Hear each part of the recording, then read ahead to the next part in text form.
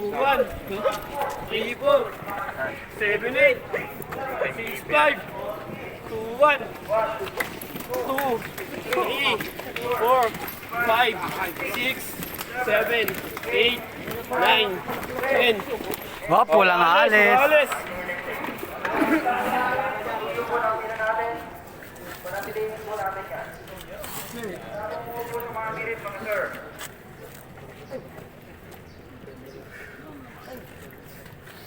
Shout out, sir. Umaga ulit mga kasama. Kumusta na yung bakasyon nyo? Mga daw Dito na si Perez eh.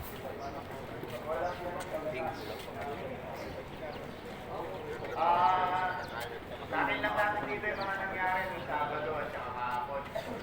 So, unahin ko na yung Sabado. Yung Sabado, meron tayong konting aksidente. Kaya medyo hindi maganda yung nakarandin ko natin. Boy ba? Lagi po kayo, kailangan present of mind lagi. Kung saan man kayo gagawa, kung saan man kayo pupunta. At makapagbasag po kayo sa paligid nyo. Wala ko sa lista. Dahil yung na-aksidente nung nakaraan, natalisod. Ang mga protruding asin natin dyan na nakakalat, ng mga bakal na nakausli. Iyak talaga. Nakabahog sa lupa. Walang sahod. Then, kumalang yung daliri niya sa mga AAC block. Kala ko matatayling ko pa kasi medyo nakabuka yung sugat niya. Tignan nyo, pauwi na. Na-aksidente pa. Kasi iniisip nila nakapag-accomplishment nila. Dali-dali silang magtatrabaho. Hindi muna nila ina-assess yung paligid nila kung may mga aksidente sa kanila. Lagi namin sinasabi, bago kayo magsimula sa trabaho, tignan nyo muna yung area nyo.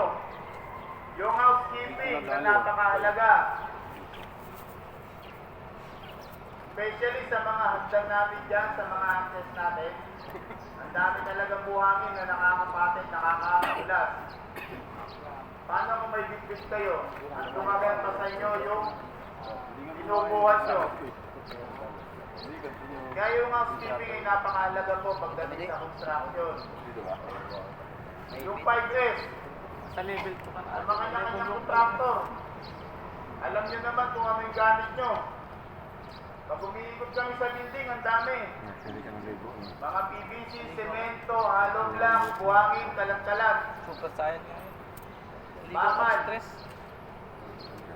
Hindi po ba natin pwedeng Parang puwet niya ako. itabi muna yun, ilagay sa isang lugar, bago tayo mag-out?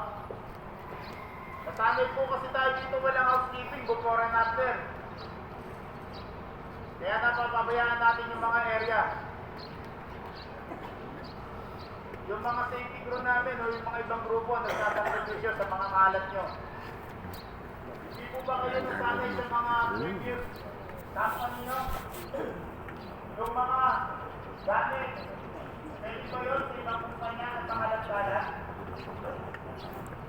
Minsan, nasisira na. Pagod sila ka po. Hindi naman po dito ang pagbibigyan.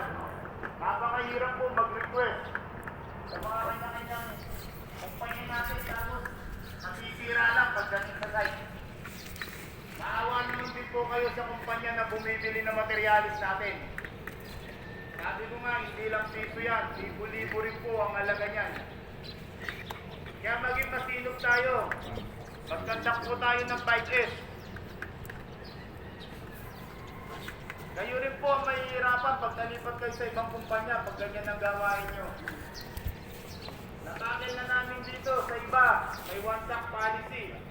Hindi makakapag-out. Babantayan ng timekeeper hanggang walang dalang sako o basura pagbaba ng building. May nakaranas po ba dito sa inyo nun? Yung one-stack policy? Saka yung before and after, hindi po kayo makakapagtrabaho hanggang hindi po kayo nag-release bago mag-umpisa ang trabaho natin. Tama po kayo? May ibang nakaranas ng mga sistema sa mga ganun. Regular sana po malilakan nyo.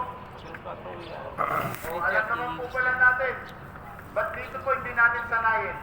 sarili natin. Hindi masyado nagkakalam. Kapag gumagawa, pinapalinis na yung labor nila para sa inyo. Sana mga kasama, maging consensus kayo. Hindi lang sa kapwa, hindi lang sa sarili. Pati po sa mga ginagamit natin dito. Kasi once na pag nawala tayo ng materyales, Wala. tatambay po tayo, tama po ba? Dahil napakahirap po mag-request sa mga kanya-kanyang opisina natin. Susunod po, yung nangyari kahapon, siguro yung iba sa inyo, nabalitaan. At sa sobrang init, medyo na-trigger po yung OIC natin. Sinugod po namin sa ospital. Huwag po natin kalimutan magbaon ng inumin tubig sa kanya-kanyang pwesto natin. Especially sa mga nagtatrabaho po sa taas. Sa mga working on nights activity, mga erection, mga plastering, pintor. Huwag na huwag po natin kakalimutan na magdala ng inumin tubig. Para maibsan po yung nararamdaman nating init. Lunes na Lunes, medyo may sermon po ako. Yung iba kasi sa atin, talagang tigas ng ulo. Alam na nilang nasa working on night sila, yung full body harness nila, lagi nilang nakakalimutan, isabit. Hindi lang po kayo nagtiyempuhan ng disgrasya. Once na matiyempuhan kayo niyan, sabihin nyo na lang, aray. Lagi ko sinasabi, walang rewind dito. Hindi po pelikula o paglalaro ng ML ang pagtatrabaho natin dito. Totoong buhay po tayo. Kaya magmalasakit kayo, hindi lang sa kapwa, lalo-lalo na sa inyong sarili. Dahil pumunta po tayo rito para kanino? Para kanino po tayo pumunta? Dahil sa pamilya natin, tama po ba? Kahit pinata ka man, may pamilya ka pa rin. Yung iba kasi, pag sinasabi ko ilan yung pamilya mo, sinasabi nila, isa. Eh may asawa ka na.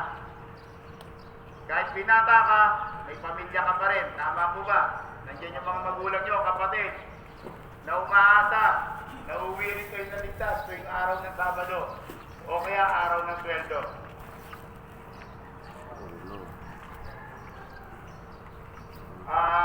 Lagi pong tandaan yung salitang safety first. Hindi po kami nagkukulang dito. Lagi po kayong nire-remind pagdating sa pangkaligtasan nyo. Yun lang naman po ang gusto namin mangyari. Yung ligtas po tayo at matapos po natin yung project natin ng walang nadidisgrasya na major accident. Gusto namin kung paano kayo pumasok dito, ganun din. Hanggang sa matapos natin ang project na to, ganun din po kayo lalabas. Walang kulang sa part ng katawan natin. O kaya yung sinasabing fatality. Kakaintindihan po ba mga kasama? Sir. Safety yun, may reminder. Kung wala na po tayong concern, kumusta na po tayo sa mga kanya-kanyang supervisor natin? Laging tandaan, safety! Safety!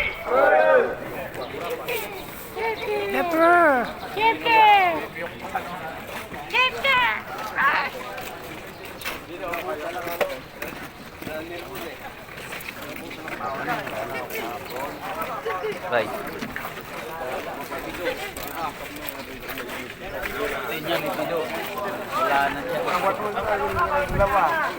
Wala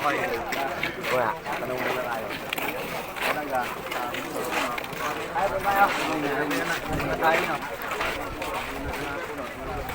Na yung wala natin yung gamit.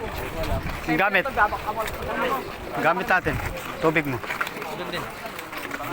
Nahanap na kasi. Palingon-lingon ako, wala ako eh. Okay na lang. Okay na lang. Free kayo. Ako? Hindi, joke lang. Gago, wala yan. Saan ka pumirma? Sa amin? 6. Cistern. 6. Ewan ko lang kung Oo, sa inyo. Ewan ko lang kung kausapin kayo Nakita mo mamaya. dyan sa mga nakita mo doon na nakapirma. Kayo, Jobert, si Marvin, Brian, Sean. Eastern gago, nagtupay kami. Sa taas kami. Yan. Ewan ko lang papatawag kayo nung kinuha pangalan nyo eh, Sabado eh, di ba? Wala lang kayo pangalan. Alam mo, Sabi ko, sir, di ko alam yung pangalan nito. Ako, kilala ko, sir. Sabi mo,